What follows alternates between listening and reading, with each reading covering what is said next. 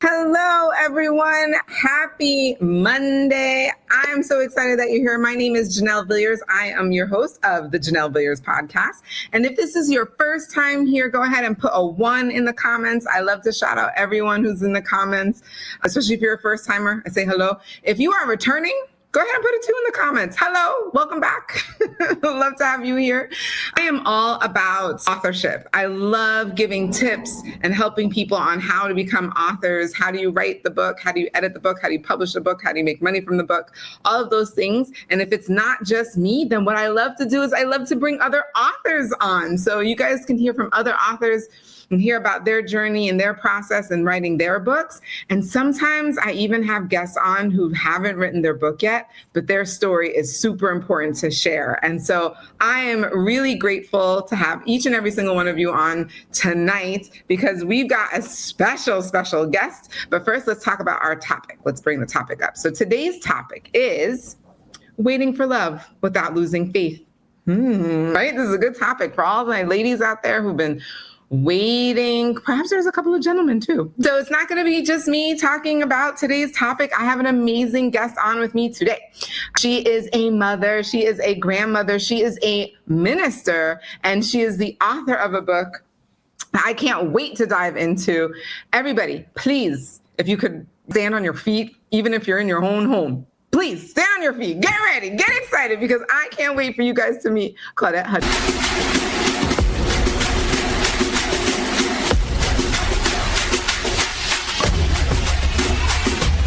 As this conversation develops, we know that we're going to help somebody else because our pain, our process, our purpose is not for us. Right. Yes. And if we learn to get out of our feelings and how it hurts us, how painful it is to us, your pain is so you'll have a testimony for someone else. Yeah. Yes. There she is, Miss Claudette. Thank you so much for coming on the show. I am really excited to dive into today's conversation. I love you, Janelle. You are amazing. I want to say thank you for allowing me on your platform. And you are mentoring me through my new project. I want to say that.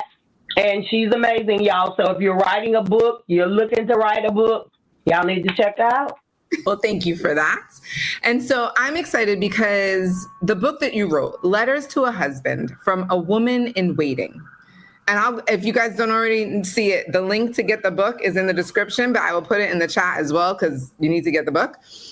I'm so curious, especially for my aspiring authors, my other authors out there who are listening. It feels so intimate. So I'm really curious as to know what was your process in writing this book? What inspired you? Well, in 2023, right after Christmas, 2 days, I got really, really sick.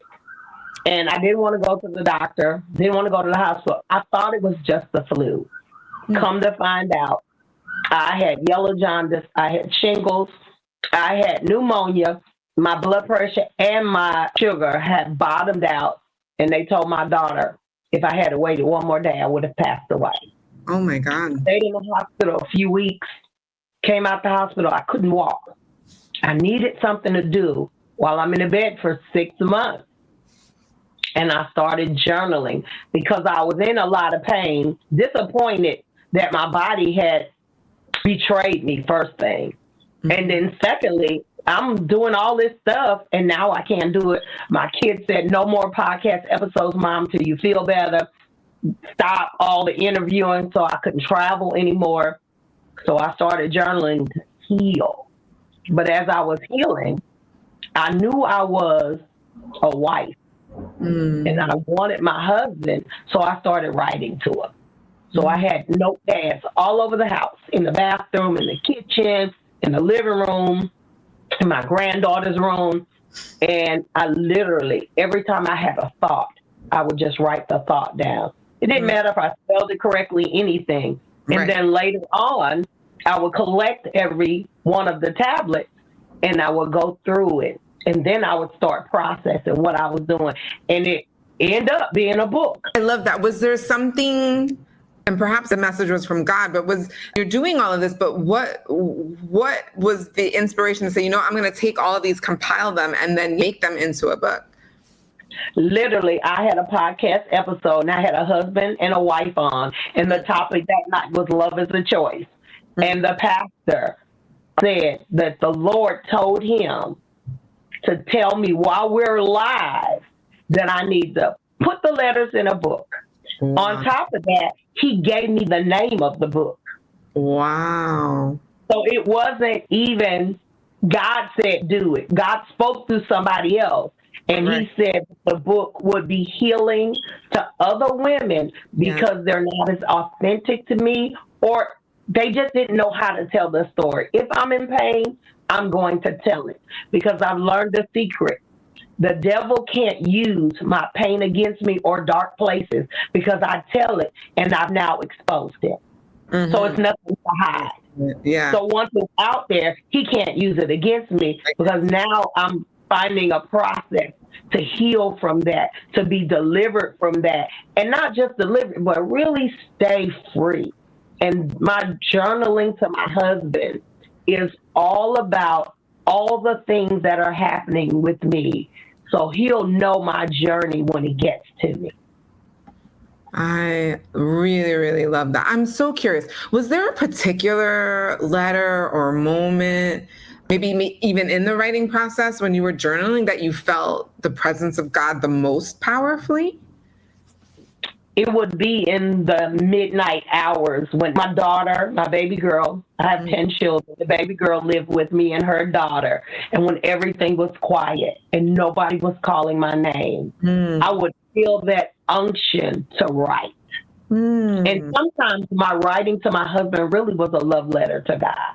And I was just telling God what my need was, what my desires were. And if I tell him, he'll let it materialize, but it just it's going to be in the form of the covenant partner that I desire. Because it's not just a husband I'm looking for. I'm looking for a covenant partner that when I close my eyes in death, that will be the last face I see. That is extremely powerful. If this is relatable, or if you're already getting value, please put a Y in the comments. We want to know. The Y is for yes. You could just put yes as well. Especially if you've been in the wait. If you've been in the wait, or you're currently in the wait, please also put wait in the comments, that we know that we're not alone here. And a lot of this is really, really fascinating. And I personally can relate to that midnight hour when you're all alone. I've never journaled the way in which you have. So I find this whole process fascinating, really. Okay, so for other women who might be listening, let's speak to the obvious thing. Sometimes you feel like you've been waiting too long. You're like, all right, God, thanks. This has been a while, right? What would you say to someone who feels like they might be losing hope? I've been there. Just here lately, because I'm telling God, you promised. You promised to me something. And I've been married before. Believe it or not, twice. And the guilt of divorce was so heavy because all my children had to follow me without a choice and go into the second marriage with me. And then their hearts were broken again. So this is the weight. And then watching couples at dinner, going to the movies, because in my weight, I'm working. That's key. I'm not just sitting around. God told me to be open. And if somebody comes, don't be mean. Don't be looking ugly. And if I go to Walmart and he reaches for the yellow rice, I ask him how you like it. He might be the one. I love that. Was he teaching you how to flirt? Because I'm really terrible at flirting. I've been married most of my life. I was married almost 26 years. I'm 59 years old. I got married when I was almost 23. I don't really know how to be single. So I didn't have to flirt. I met both of my former spouses in church. They spotted me. They knew I was a wife.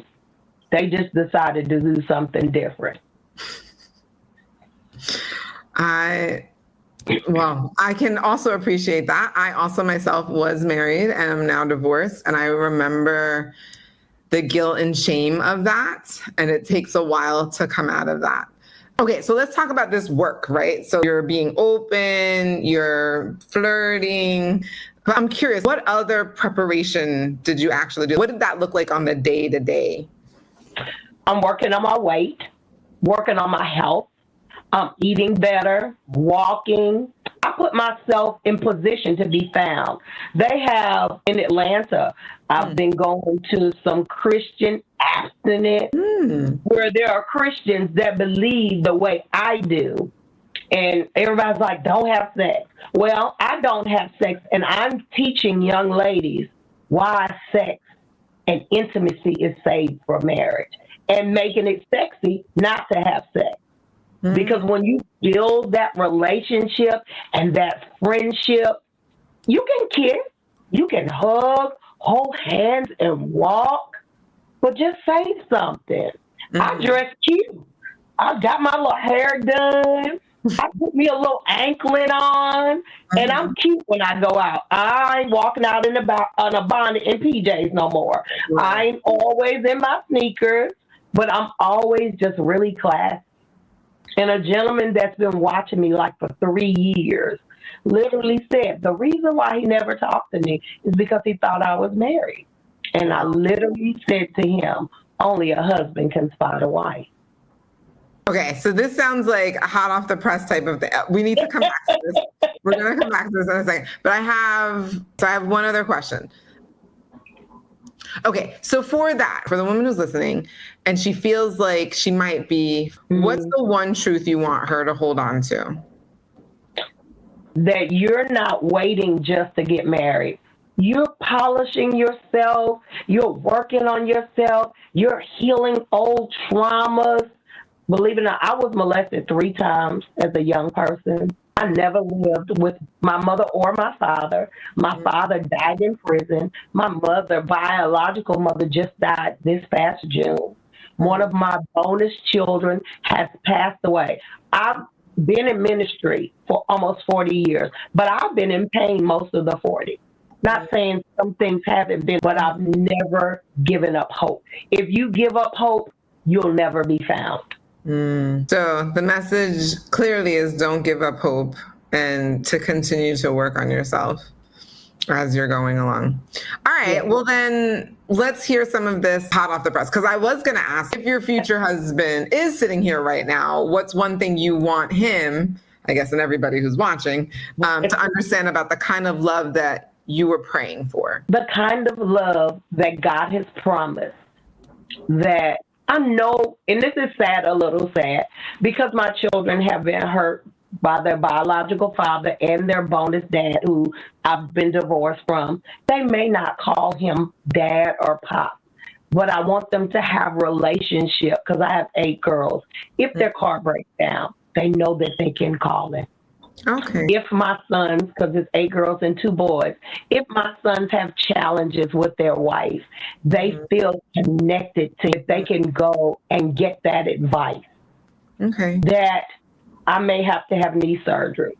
I want it to be when I'm laying in the bed that I know that my spouse has got my back. He doesn't have to be talking, but his presence changes the atmosphere where we are.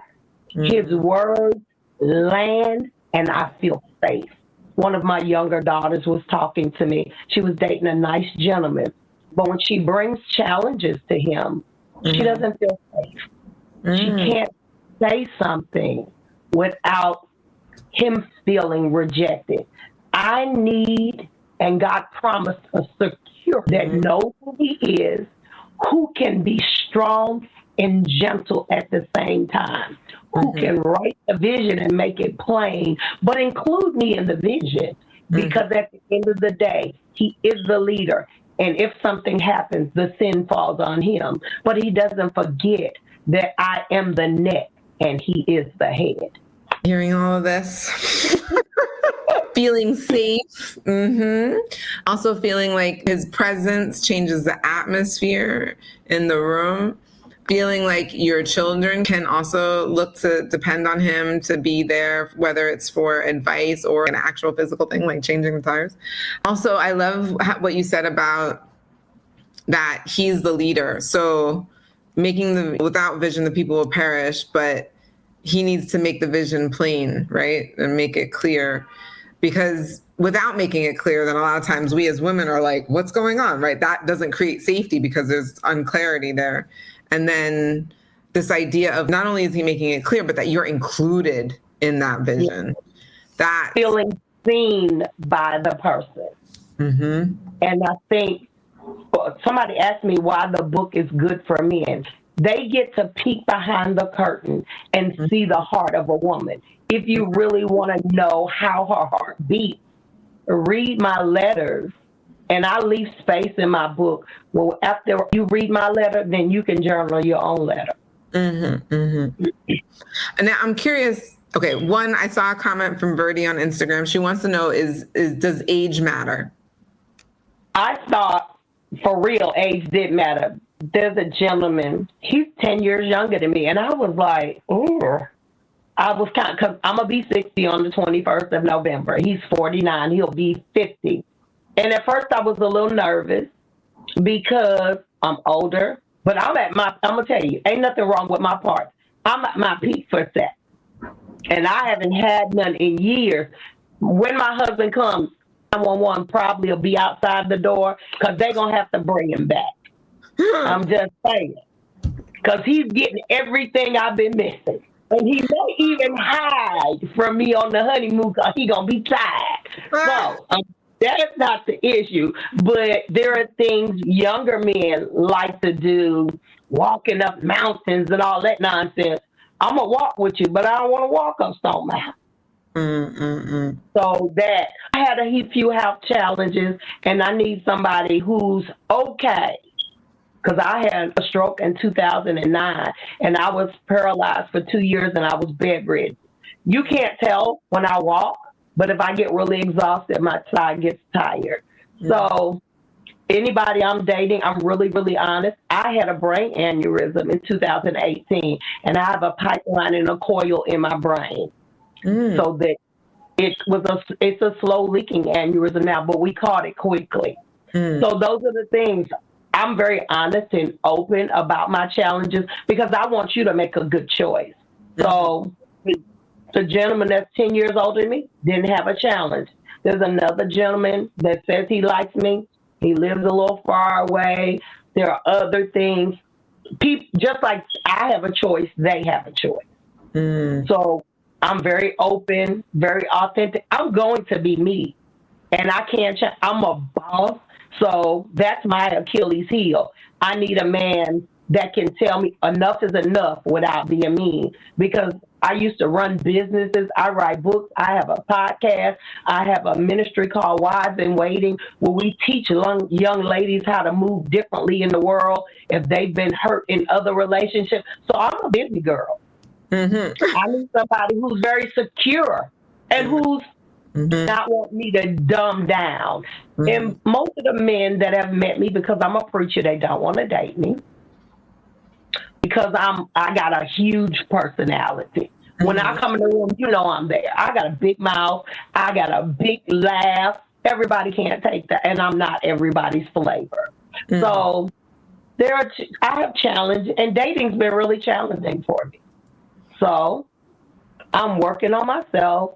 Sometimes I have to learn to dial down, not dumb down, just dial down. Everybody doesn't want you to be laughing all loud. I don't want to go to a 5-star restaurant and everybody turn around looking at me like I'm crazy. So I got to learn to manage my personality. So, yeah. So let's talk about the current hot off the press dating situation. I think it's very interesting, and I would like to have an open conversation around this too. The idea that you are being courted by 2 different gentlemen, this idea that we can only date one person at a time, I think is actually quite antiquated. How will you know who the best suitor is unless you have more than one option? I think as women, a lot of times we get so excited about being chosen.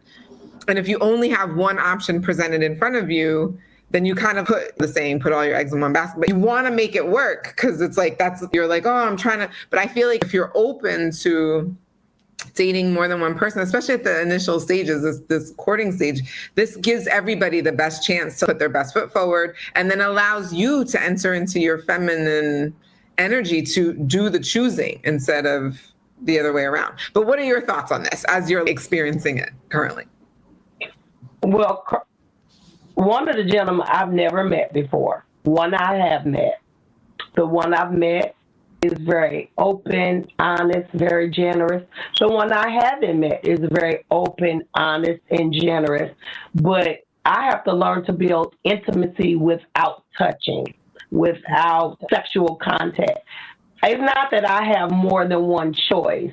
I'm asking God who to choose and who best fits my life and who I know is going to love me the way I need to be loved. But on that same return, I can love the person the way they need to be loved. And I'm asking all the questions. What is it that you need from me?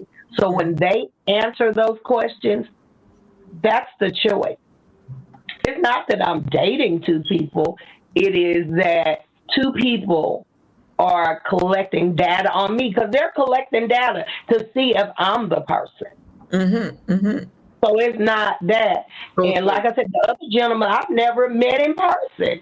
It's hard to build intimacy with somebody you've never seen in person before. And that's not knocking him out. I really just don't know him.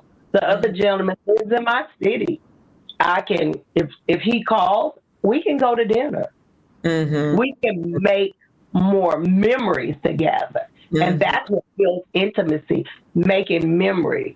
We can go walking together. We wanted to go grocery shopping. See, little things for me are huge. Going grocery shopping with somebody I like is fun. Us preparing a meal is fun. So those things, us worshiping together is amazing. So God is making the choice for me because I've chosen in the past and I've not done a good job because if I did, we still be together. I hear that. It's like, Jesus, please take the wheel. I'm curious. One of the things I tell people, and people who've come on my show, they know this, I say this all the time, which is to change your perspective about writing your book from here's what I want to say to this is what I want the readers to take away after reading my book. So I'm really curious, what do you hope the readers will feel as they close the last page of Letters to My Husband? That love can happen, that you can trust the process, and don't lose the faith.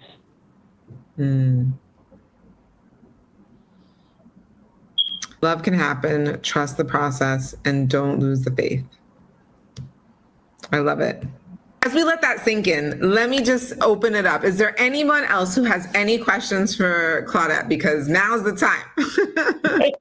Definitely put your comments or any of your thoughts. We're getting a lot of like, yes, I understand. I know the feeling. So there's a lot of people who are relating to everything that you've been saying. But yes, do you think everyone is meant to marry? Ooh, good question from Verdi. No.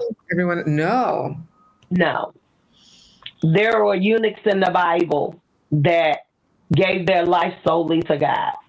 Everybody, and Paul said, if you can't be like me, it's better to marry than to burn. If you know you can't keep yourself, if you know, and when the Bible talks about keeping yourself, don't just marry for sexual, just marry for that. You really got to marry and dig deep because marriage is work. Every day, getting up in the morning, looking at that person, even if they getting on your nerves and say, I choose you.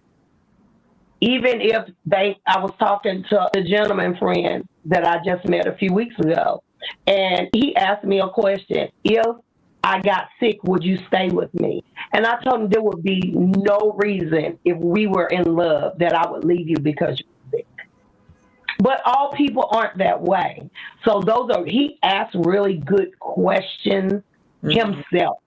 And it seems like he knows himself. So know yourself.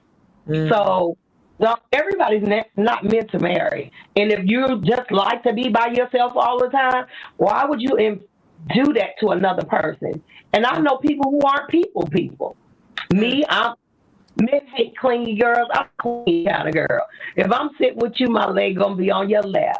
If we're eating, I'm sitting close to you.